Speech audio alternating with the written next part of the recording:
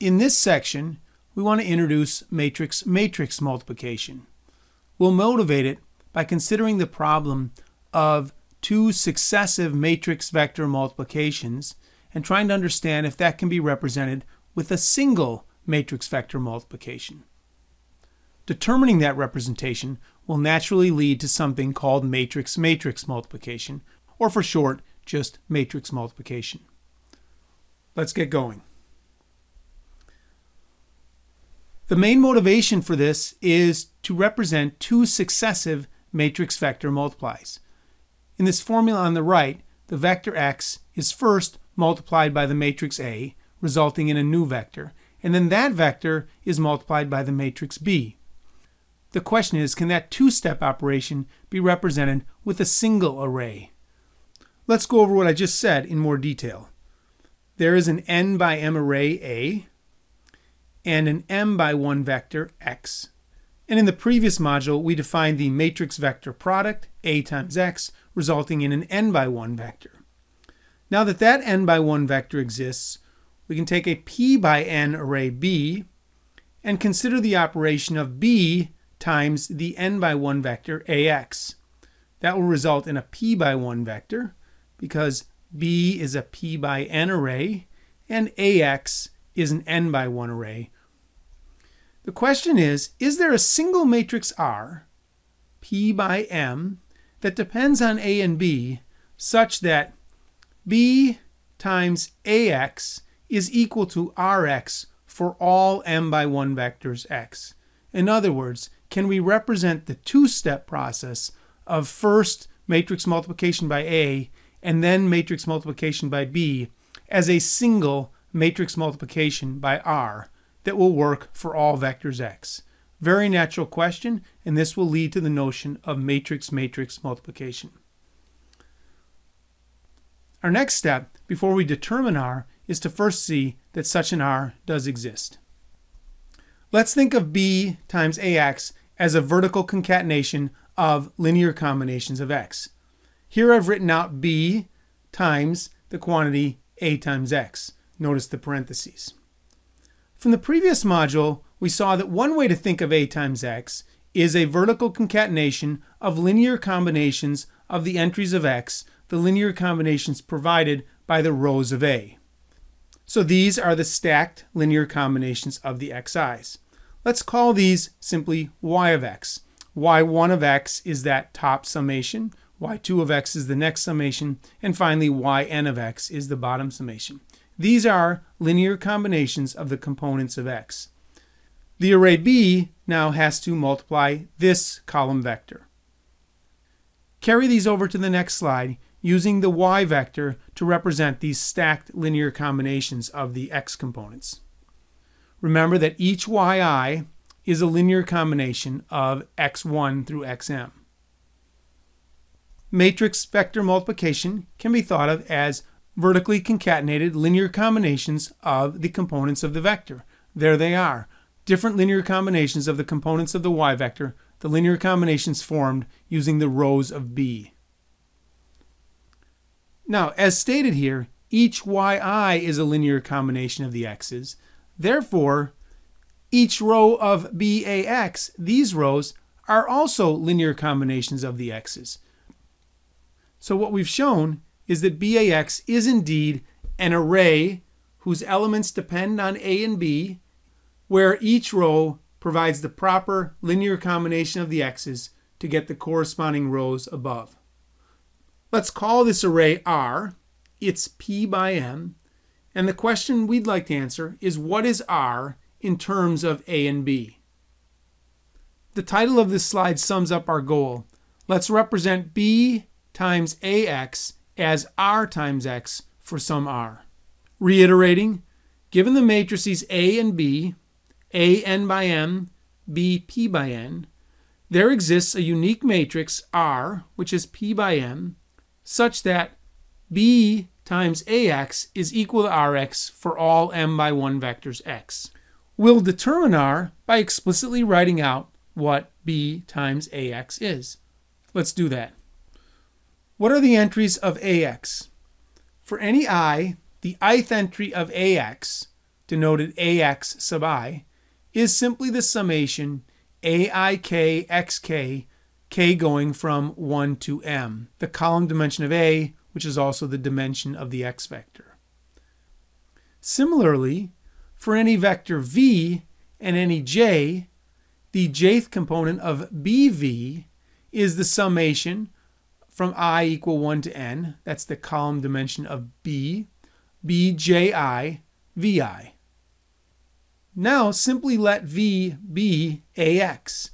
Therefore, the jth entry of bax, j, is equal to bji times the ith component of ax. Of course, we know the ith component of ax. It's a summation over k. Make that substitution, and we have a summation inside a summation. That is exactly the jth entry of b times ax. Let's work with this on the next slide. Carry that formula over.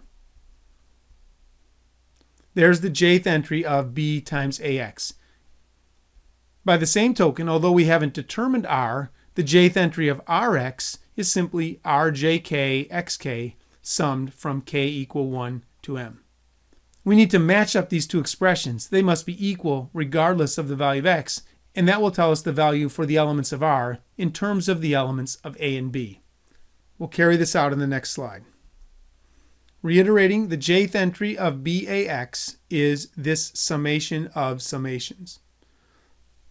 Let's manipulate that. For each I, take the bji, which is outside the summation over k, and move it inside. Then we end up with a double sum over I and k. This involves summing up n times m elements. That's a finite sum. We can sum them in any order. Let's sum them, first summing over the I and then the k. Here we've simply rearranged the summation order. Notice that xk is independent of the inner summation, which is over I. Therefore, xk can be pulled out of that inner summation. Let's do that.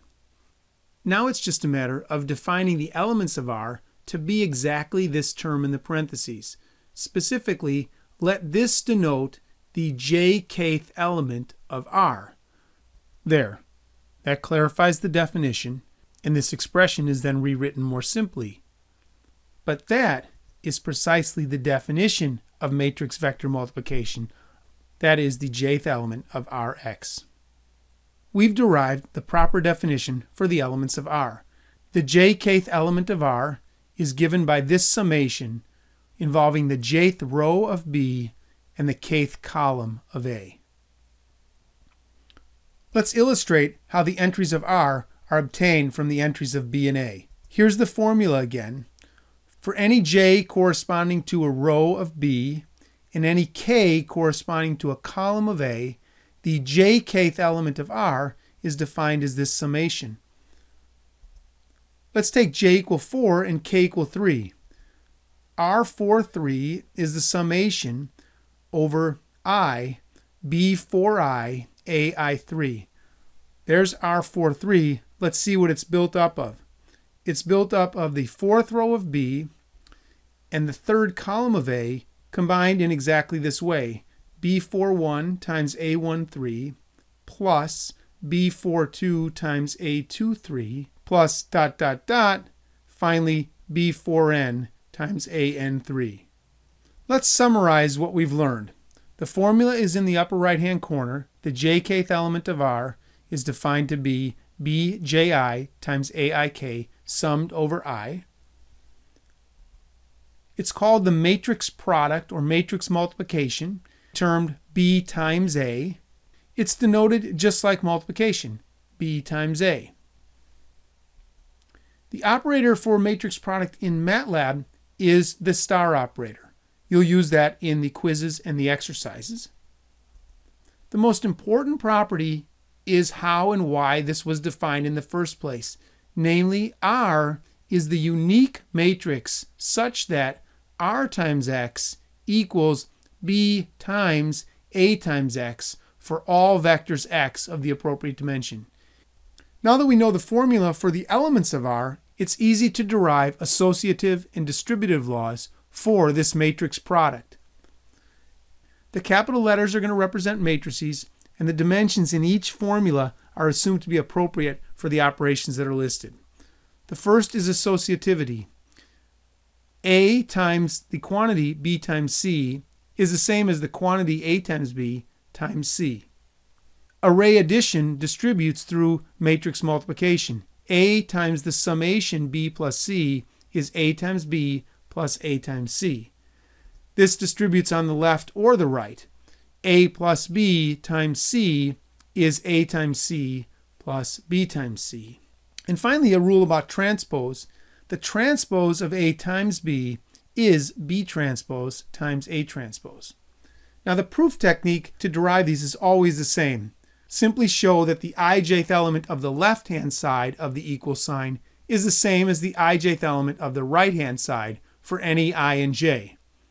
Let's do this for the transpose.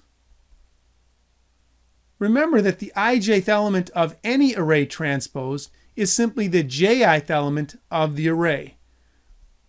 So the ijth element of BA transpose is the jith element of BA. For the last 10 slides, we've been studying what the jith element of BA is, and it's precisely this summation. The jkth entry of B times the kith entry of A summed up from k equal 1 to n. Of course, the jkth entry of B is the kjth entry of B transpose. Similarly, the kith entry of A is the ikth entry of A transpose. The indices on the array switch when they become indices on the transpose. Inside the summation, those are just scalars, particular elements of A and particular elements of B. Write them in the opposite order to make it more recognizable.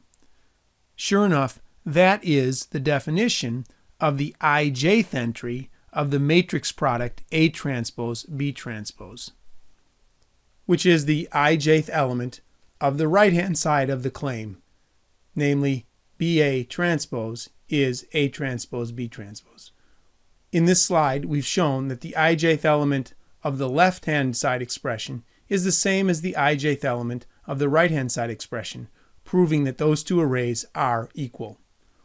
All the other laws, displayed here, are proven in exactly the same manner. We'll use them extensively as we manipulate expressions in this module and others. I know this video unit has been going on for quite some time. Let's quickly check in Matlab what we've learned. P equal to 4, N equal to 5, and M equal to 3. A, remember, was a N by M array, so we'll make that random. B is a P by N array. We'll make that random as well. Define R to be the matrix product B times A. That will work in Matlab because the column dimension of B is the same as the row dimension of A. They're both equal to N, which is 5 in this case. That gives us a P by M array. Let's just make sure that's the case. Size of R, and that should be P by M. It is. Now take an arbitrary X, which is M by 1. Our claim, remember, is that B times A times X is the same as Rx. Let's first do this expression, and let's do R times X. And as expected, they are the same. It's interesting, let's look at this a little more carefully. X is 3 by 1, and R times X is 4 by 1. What's A times X? I'm going to write it AX equals A times X. A is 5 by 3, so this will be a 5 by 1 vector. Then we can take B times that. B is 4 by 5, so that will be a 4 by 1 vector. And that is exactly what we expect. It is the same as Rx.